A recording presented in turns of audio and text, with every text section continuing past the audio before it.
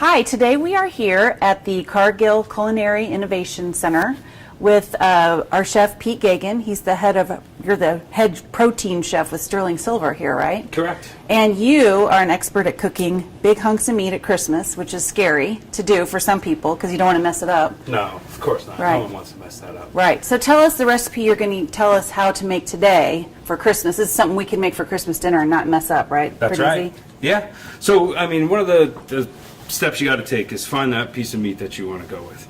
Here we have a boneless ribeye, Sterling Silver. You can buy it at your local Dillon's, right? So this is about a 5-pound piece. It's going to feed a family of 6 to 8. Okay. You want a little leftovers, maybe family 4 to 6. You know, you're going to buy this, especially around the holidays.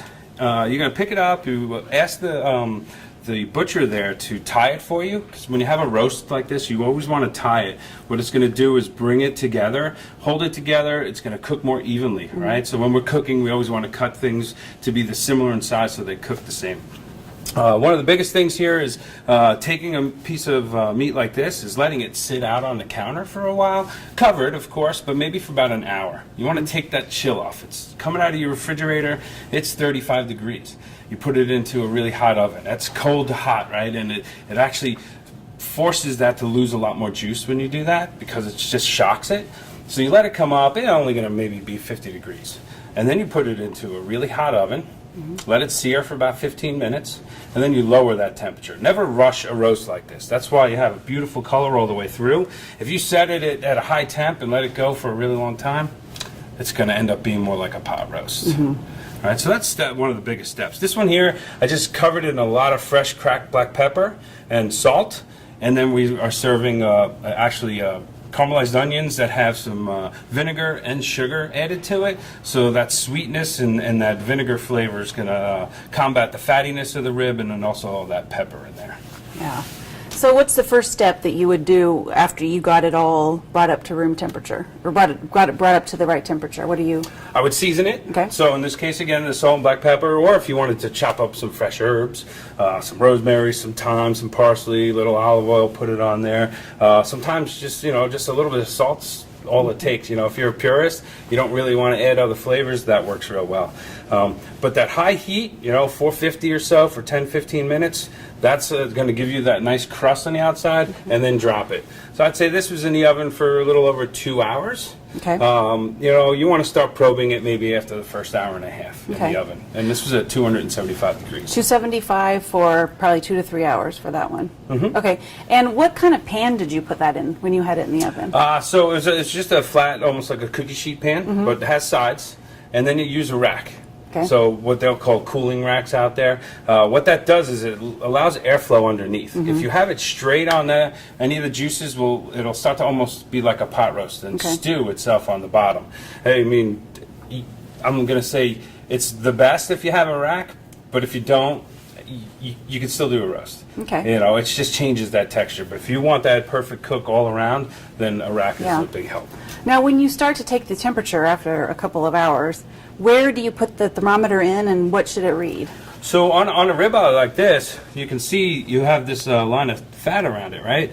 You don't want to go in there with the thermometer because it's going to read much higher because the fat gets hotter quicker. So here you would go straight into the middle of the roast, either way, once that way or that way. The best thing you can do is take that thermometer and you go in slowly and you look at the temperature. It's going to be hotter, of course, but as you get into the middle, the temp starts cooling down. And you can go a little further, and then once it starts getting hot on you again, you've passed that middle point, and you can bring it back out. So it's always that thickest center part that you want.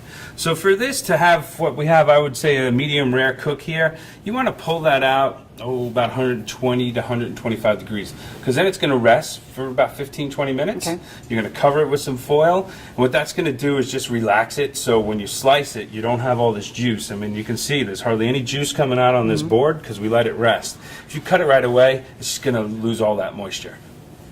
Good to sop up with some bread, but it's still going to be a little on the dry side. So really important to let it rest, do what it needs to do. It's going to come up 10 to 15 degrees, especially on a bigger piece of meat. Larger piece, it might even go up 20 degrees. If it's a small steak, it's going to go up 5 degrees. But resting is really important. What do you do about people like my husband who wants his steak hot, so he wants to eat it right away and not let me rest it? Oh, He's just gotta tell get him to used go to- walk the dog or Okay. something, right? No, Yeah. there are people though that most people are going to want a medium rare, but there are those that still want it Yeah. hot, maybe even well done. You can always take this and sear it afterwards. that's right? true. But you can't bring it back after it's been cooked. Right. Or the ends are nice and hot. You can always just put that over there by the fire and slice Okay. it and give it to them right away. Now, when you're serving this for Christmas, would you cut it about this thickness for each person, or what would be your recommended serving portion? Everybody tends to eat big during the holidays, Yeah. so yeah, probably a good 3/4 of an inch Yeah. to an inch. But again, it all depends on the size of your roast and how many people you're looking to feed. Okay, this looks great. I need to get a little onion on Little there. onion on there. Yep, definitely. You say this is the best part here, right? Okay, let's try it.